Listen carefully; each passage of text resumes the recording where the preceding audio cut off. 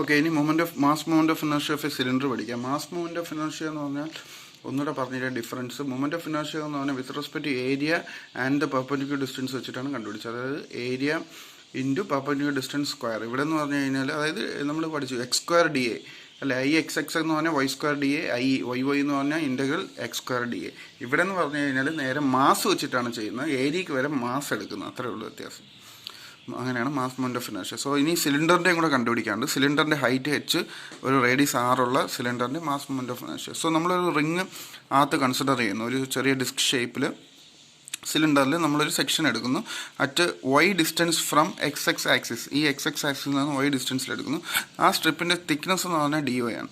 അങ്ങനെയാണെങ്കിൽ ഇതിൻ്റെ area of the strip എന്ന് പറഞ്ഞാൽ സർക്കിളിൻ്റെ ഏരിയ തന്നെയാണ്, pi r square into d y ചെയ്യുമ്പോൾ, അതായത് വിഡ്ത്ത് ഓഫ് ദി സ്ട്രിപ്പും കൂടെ ചെയ്യുമ്പോൾ വോളിയം കിട്ടും. So volume is equal to pi r square into d y എന്ന് പറയും, അല്ലെങ്കിൽ ഏരിയ ഇൻറ്റു ഡി വൈ എന്ന് പറയും. അപ്പോൾ മാസ് ഓഫ് ദി സ്ട്രിപ്പ് എന്ന് പറഞ്ഞാൽ എന്താണ്? മാസ് എന്ന് പറഞ്ഞാൽ ഡെൻസിറ്റി ഇൻറ്റു വോളിയം. മാസ് എന്ന് പറഞ്ഞാൽ density into volume. So density into ഇതിൻ്റെ ഏരിയ ഇൻറ്റു ഈ thickness volume, pi r square d y. So ഇതാണ് മാസ് ഓഫ് ദി എലമെൻറ്റ്.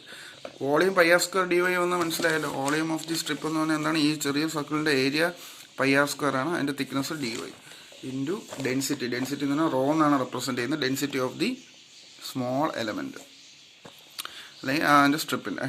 ഇനി mass moment of inertia of the circular disc about it centroidal axis നമ്മൾ പഠിച്ചു.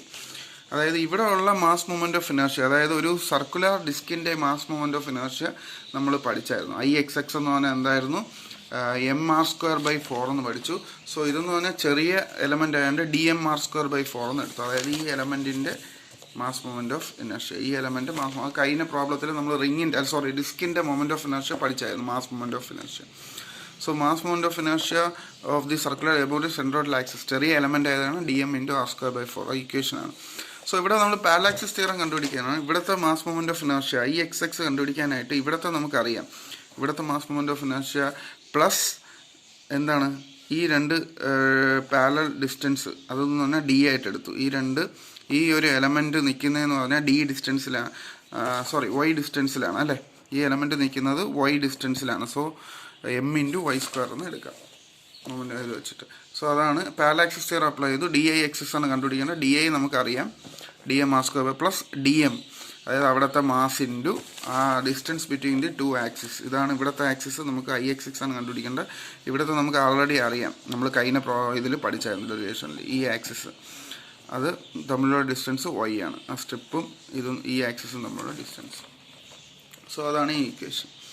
ഇനി നമ്മൾ എന്ത് ചെയ്യുന്നത്? ഡി എമ്മിൻ്റെ, അതായത് മാസ് ഓഫ് ദി എലമെൻറ്റ് ഇവിടെ എല്ലാം സബ്സ്റ്റിറ്റ്യൂട്ട് ചെയ്യുന്നു. Pi r square d y into rho, ഇവിടെ pi r square d y into rho ഇവിടെ ഇട്ടു, ഇവിടെയും pi r square d y into rho ഇട്ടു.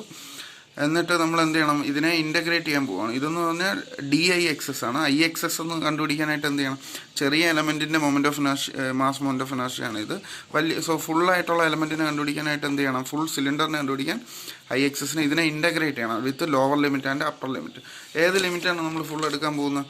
ഇതാണ് height of the cylinder. So ഇവിടെ മുതൽ ഇവിടം വരെ, ഇവിടെ എത്ര ഹൈറ്റ്, ഇവിടെ എത്ര ആയിരിക്കും? -h/2 മുതൽ h/2 വരെ അല്ലേ. വിത്ത് റെസ്പെക്ട് ഇതാണെങ്കിൽ -h/2 ആണെങ്കിൽ ഇതിൻ്റെ ലോവർ ലിമിറ്റ്, ഏറ്റവും lowest value of h, highest value of h എന്ന് പറഞ്ഞാൽ h/2. ഇത് മുതൽ ഇതുവരെയുള്ളത്.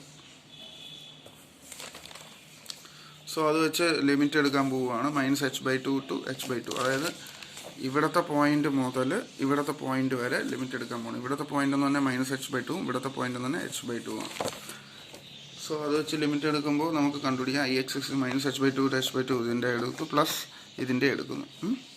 സോ ഇവിടെ നമുക്ക് ഇതിൽ കോൺസ്റ്റൻസിനെയൊക്കെ വെളിയിലിടാം. ഈ പൈ r⁴/4 റോ കോൺസ്റ്റൻ്റ് ആണ്. ഇവിടെ ഡി വൈ മാത്രം വരും, ഡി വൈയുടെ ഇൻ്റഗ്രേഷൻ വൈ ആണ്. So -h/2 to h/2. ഇവിടെ അതുപോലെ constants pi r square rho വെളിയിലെടുക്കുന്നു, വൈ സ്ക്വയർ ഡി വൈ, എന്നിട്ട് അതിൻ്റെ ഇൻ്റഗ്രൽ എടുക്കുന്നു, എന്താ y³ 3 ആണ്. സോ -h/2 ടു h/2 വെച്ച് ചെയ്യുമ്പോൾ നമുക്ക് ഇങ്ങനെ കിട്ടും. h/2 -h/2 h/LC എടുക്കുമ്പോൾ h കിട്ടും. ഇവിടെ അതേപോലെ h³ പ്ലസ് h³ എന്ന് കിട്ടും. സോ അതിൻ്റെ എല്ലാം കൂടെ ചെയ്യുമ്പോൾ h³ 4 എന്ന് കിട്ടും. ഇത് നമ്മൾ എന്ത് ചെയ്യുന്നു? Pi r square by 4 h rho common എടുക്കും. സോ ഇവിടെ ഒരു ആർ സ്ക്വയർ വരും, പ്ലസ് ഇവിടെ ഒരു h²/3 എന്ന് വരും. എന്നിട്ട് അതിൻ്റെ LC എടുക്കുന്നു. സോ ഇങ്ങനെ വരും. 3r² plus h² into πr² എന്ന് പറഞ്ഞാൽ ഏരിയ. എച്ച് എന്ന് പറഞ്ഞാൽ എന്തോ സിലിണ്ടറിൻ്റെ ഏരിയയാണ് πr², എച്ച് എന്ന് പറഞ്ഞാൽ ഹൈറ്റ്. ഏരിയ ഇൻറ്റു ഹൈറ്റ് ആണ് വോളിയം. സോ വോളിയം πr² എച്ചിനെ വോളിയം എന്നാക്കി. സോ അതാണ് ഇവിടെ കാണിച്ചിരിക്കുന്നത്. എന്നിട്ട് ഈ 4 മൾട്ടിപ്ലൈ ചെയ്തു.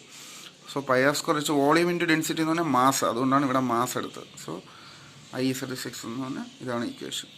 Ixൻ്റെ equation m/12 into 3r² plus h².